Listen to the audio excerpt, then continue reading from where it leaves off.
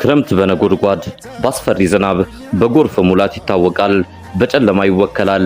ይህ ወቅት ሲሻገር ክረምቱ ተገባዶ መስኮች ሲፈኩ ብርሃን ሲፈነጥቅ የወንዞች ሙላት ሲቀንሱ በጨለማ ከሚወከለው አስፈሪ ወቅት ተሻግሮ አደይ አበባ ሲፈካ ይህ የጭንቅ ጊዜ ይህን በነጎድጓድ የተሞላ ወቅት ያሳለፈ አምላክ ሕዝብ ተሰባስቦ ምስጋናን ይቸረዋል። ኢሬቻ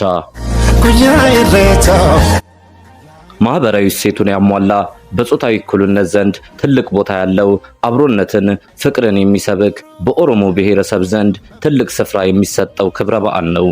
በዓሉ በመልካ ወይንም በወንዝ ዳር የሚከናወን ሲሆን ታዳሚው ወይንም በኦሮምኛ ሚሴንሳ የሚባሉት እርጥብ ሳርን ቆርጠው በመያዝ በስፍራው አምላክን ወይንም ዋቃን ያመሰግኑበታል።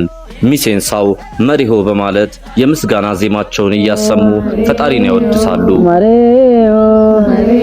ያመሰግናሉ። በባህላዊ አልባሳት ተውበው በጭፈራዎች ደምቀው በብዙ ሺዎች የሚቆጠሩ የብሔሩ ተወላጆች እንዲሁም ሌሎች ኢትዮጵያውያን ከስፍራው ይከትማሉ።